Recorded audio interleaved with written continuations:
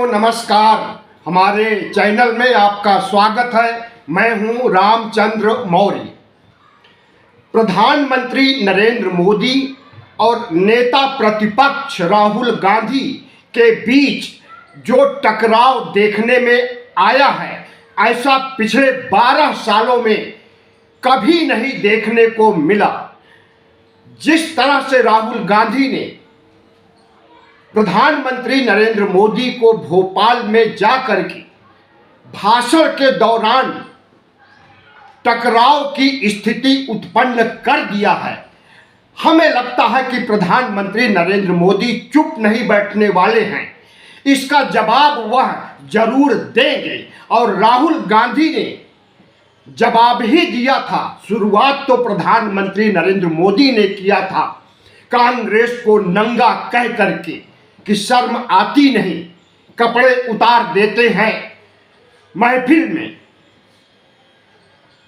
राहुल गांधी ने जिस तरह से प्रधानमंत्री नरेंद्र मोदी को घेरा है और जिस तरह से राष्ट्रीय अंतर्राष्ट्रीय संकट को चिन्हित करते हुए उसके लिए नरेंद्र मोदी को जिम्मेदार ठहराया है, वह सवाल आज हर किसी देशवासी के मुंह पर है। प्रधानमंत्री नरेंद्र मोदी ने जिस तरह से ट्रंप के सामने झुक गए और ट्रंप की हर शर्तों को मानने का काम किया और इसी दौरान उन्होंने जो निर्णय लिया, वह राहुल गांधी ने जिस तरह से चित्रण किया है, हमें लगता है कि एक बच्चा भी अच्छी तरह से समझ गया होगा कि प्रधानमंत्री नरेंद्र मोदी कितना गलत है और राहुल गांधी कितना सही है। दोनों का टकराव कम होने के बजाय बढ़ता जा रहा है और यह टकराव कहां रुकेगा, कुछ नहीं कहा जा सकता है। सबसे पहले प्रधानमंत्री नरेंद्र मोदी ने एक सभा में, मेरठ की सभा में, कांग्रेस को नंगा कहा और कांग्रेस के युवा नेताओं को, जिन्होंने कि AI शिखर सम्मेलन के दौरान शर्ट उतार करके प्रदर्शन किया और कंप्रोमाइज्ड PM का नारा लगाया, तो इसके खिलाफ नरेंद्र मोदी ने हमला बोला और उन सभी प्रदर्शनकारियों को युवा कांग्रेस के अध्यक्ष के साथ गिरफ्तार कर लिया। कोर्ट में मामला शुरू हो गया है और कोर्ट भी कांग्रेस के प्रदर्शन के पक्ष में नजर आ रहा है। तो प्रधानमंत्री को दोहरी मार झेलनी पड़ रही है। उनके मुताबिक कोर्ट बर्ताव नहीं कर रहा है, कांग्रेस के नेताओं को जेल नहीं भेज रहा है, उन्हें दंड नहीं दिया जा रहा है। और दूसरी तरफ राहुल गांधी ने इस प्रदर्शन को विश्व मंच पर नरेंद्र मोदी की नाकामयाबियों से जोड़ दिया। राहुल गांधी ने कहा कि प्रधानमंत्री नरेंद्र मोदी ने देश को बेच दिया है। पहले प्रधानमंत्री ने कांग्रेस को नंगा कहा और कहा कि इन्हें शर्म आती नहीं, तो राहुल गांधी ने कहा कि शर्म इन्हें नहीं आती है। आइए बताएं किन किन मुद्दों पर प्रधानमंत्री नरेंद्र मोदी को शर्म नहीं आती है। एपेस्टाइन फाइल में आपका नाम है, आपके मंत्रियों का नाम है, आपके कारपोरेट मित्रों का नाम है और कितने नाम खुल करके अभी सामने आएंगे। अभी तो लाखों फाइल बाकी हैं जिसमें नाम आने हैं। तो शर्म तो आपको आनी चाहिए कि एपेस्टाइन जैसे कुख्यात यौन शोषण करने वाले वैश्विक स्तर के घिनौने व्यक्ति के साथ आपके मंत्रियों के, आपके कारपोरेट मित्रों के संबंध रहे हैं। शर्म आनी चाहिए। और दूसरी शर्म इसलिए आनी चाहिए कि आपने देश को गिरवी रख दिया है ट्रेड डील करके। ट्रंप ने जिस तरह से ब्लैकमेल करके ट्रेड डील करवाई है, उससे भारत की संप्रभुता पर हमला हुआ है और उससे ज्यादा किसानों की आर्थिक व्यवस्था, आर्थिक स्थिति और चौपट हुई है। पहले से ही चौपट थी। आए दिन किसान आत्महत्या करते थे और इन्हीं किसानों ने 2020-21 में 3 काले कानूनों का जब विरोध किया तो 13 महीने तक सड़क पर दिल्ली के चारों तरफ बॉर्डर पर घेर लिए आंदोलन चलता रहा। 13 महीने बाद नरेंद्र मोदी प्रकट होते हैं तो कहते हैं कि हमारी तपस्या में ही कोई कमी रह गई। लेकिन इस बार नरेंद्र मोदी ने किसानों को जो धोखा दिया है वह 2020 और 21 से कहीं बड़ा धोखा, क्योंकि अमेरिका को बगैर टैरिफ, बगैर टैक्स के अपने सामान भेजने और बेचने की हरी झंडी दिखा दी और अपना सामान जो अमेरिका भेजेंगे उस पर 18% या 25% या 50% सनकी टाइप का ट्रंप कोई भी टैरिफ वसूल कर सकता है और आए दिन धमकी देता रहता है कि रूस से संबंध खत्म कीजिए, रूस से तेल खरीदना बंद कर दीजिए वरना 500% टैरिफ कर देंगे। इस तरह की धमकी दे करके, और राहुल गांधी का कहना है कि डाटा को बेच दिया अमेरिका के हाथों, भारत की प्राइवेसी को, भारत के आंकड़ों को जग जाहिर कर दिया एप्स्टीन के जरिए। और जिस तरह से डाटा बेचने का काम किया है, देश के साथ गद्दारी है। किसानों को लगभग खत्म कर दिया उनकी किसानी से, टेक्सटाइल इंडस्ट्री को नेस्तनाबूद कर दिया, बांग्लादेश को अमेरिका बगैर किसी टैरिफ के टेक्सटाइल के साजो सामान यानी कपास देने की बात कर रहा है। वह कपास पहले भारत से जाती थी, भारत की अर्थव्यवस्था मजबूत होती थी, लेकिन अब बांग्लादेश अमेरिका से कपास खरीदेगा। तो जिस तरह से समझौता अमेरिका और बांग्लादेश के बीच हुआ है उसमें भारत की आर्थिक रीढ़ टूटने का डर है। अडानी अंबानी की फाइल खुल गई है। अडानी के ऊपर भ्रष्टाचार से संबंधित केस अमेरिका के अदालतों में चल रहे हैं। वह कभी भी गिरफ्तार हो सकता है।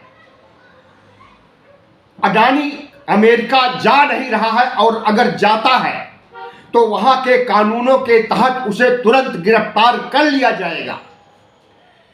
इसी तरह से अंबानी जो कि सेक्स स्कैंडल में फंसा हुआ है, एप्स्टीन सेक्स स्कैंडल में, इसने तो एप्स्टीन से मांग किया था कि हमें स्वीडन की या स्विट्जरलैंड की खूबसूरत कन्या दीजिए और उसने दिया। तो धीरे धीरे हर चीज का खुलासा हो रहा है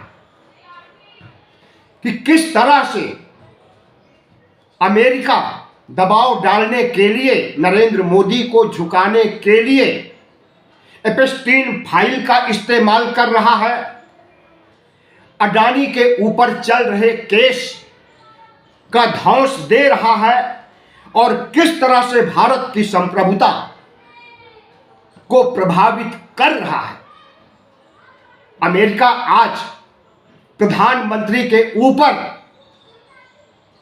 प्रधानमंत्री का भी बॉस बन करके प्रधानमंत्री से हर तरह की मनमर्जी मनमाफिक शर्तें मनवा रहा है। और जिस तरह से ऑपरेशन सिंदूर के दौरान उसने हस्तक्षेप करके भारत पाकिस्तान युद्ध विराम करवाया था, उसका श्रेय लेने के लिए लगभग 75-76 बार ट्वीट किया या फिर प्रेस के सामने कहा।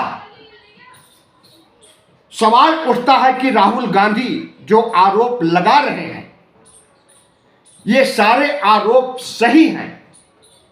और जिस तरह से राहुल गांधी को संसद में नहीं बोलने दिया जाता है, तो वह अपनी भड़ास बाहर निकालते हैं। और जब नरेंद्र मोदी को मुद्दों पर घेरते हैं, मनोज नरवणे की बात को लीजिए। संसद में राहुल गांधी को नहीं बोलने दिया गया। गृह मंत्री, प्रधानमंत्री, संसदीय कार्य मंत्री रिजिजू, अमित शाह, तमाम बड़े नेताओं ने उनके भाषण पर रोक लगाई और ओम बिरला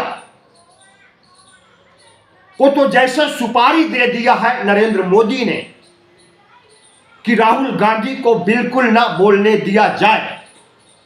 खास करके मुकुंद नरवणे मामले में जो खुलासा हुआ है, जो किताब से कोट करके नरेंद्र मोदी को घेरना चाहते हैं कि नरेंद्र मोदी एक कायर प्रधानमंत्री हैं, जिन्होंने चीन की सेना का मुकाबला करने के लिए भारत की सेना के हाथ बांध रखे हैं।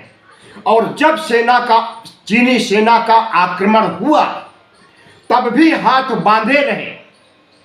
सेना को माकूल जवाब देने के लिए रक्षा मंत्री, प्रधानमंत्री, रक्षा सलाहकार या विदेश मंत्री कोई भी उपलब्ध नहीं हुआ और घंटों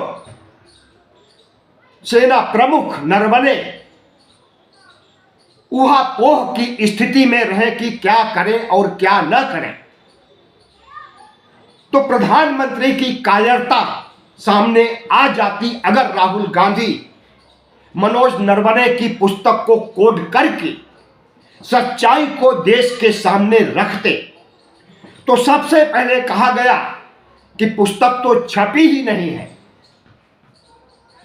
अमित शाह ने कहा, किरण रिजिजू ने कहा, रक्षा मंत्री ने कहा, राजनाथ सिंह ने।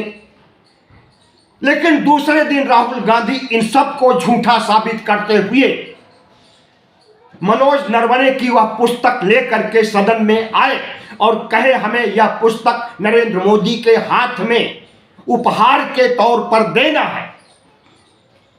नरेंद्र मोदी इतना शर्मिंदा हुए, इतना घबराए, क्योंकि उनकी कायरता उजागर हो रही थी कि वह लोकसभा आए ही नहीं, राज्यसभा में जाकर के परंपराओं का उल्लंघन करते हुए उन्होंने प्रधानमंत्री राष्ट्रपति के भाषण पर धन्यवाद भाषण दिया, लेकिन लोकसभा में आने की उनकी हिम्मत नहीं पड़ी, क्योंकि लोकसभा में राहुल गांधी ललकारने के लिए खड़े थे, किताब को लेकर के, सबूत को लेकर के।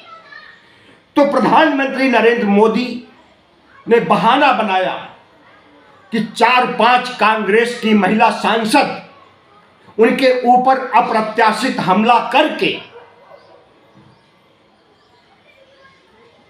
उन्हें चोट पहुंचा सकती थी, इसलिए वह लोकसभा में नहीं आए। और यह बात उन्होंने खुद न कह करके लोकसभा अध्यक्ष ओम बिरला से कहलवाई। तो राहुल गांधी ने नरेंद्र मोदी को संसद में, संसद से बाहर या यूं कहें संसद से सड़क तक बैक फुट पर ला दिए हैं। पिछले 12 वर्षों में कांग्रेस ने जो काम नहीं किया, अब मजबूत होकर के वह काम कांग्रेस कर रही है। न सिर्फ कांग्रेस कर रही है, बल्कि युवा कांग्रेस, महिला कांग्रेस और राहुल गांधी अकेले भारतीय जनता पार्टी और आरएसएस से लड़ाई लड़ रहे हैं और हर लड़ाई को बखूबी जीत भी रहे हैं। देश सब कुछ देख रहा है। देश यह भी देख रहा है कि प्रधानमंत्री नरेंद्र मोदी अपनी नाकामियों से पल्ला झाड़ने की जो कोशिश करते हैं, उनकी हर नाकामियों को राहुल गांधी सामने ला देते हैं, देश के सामने। और देश को उस समय ताजुब होता है जब राहुल गांधी को मार डालने की धमकी दिलवाई जाती है, राहुल गांधी को गद्दार, देशद्रोही कहा जाता है, नेता प्रतिपक्ष के ऊपर 35 से अधिक मुकदमे चलाए जाते हैं। लेकिन राहुल गांधी झुकने को तैयार नहीं है।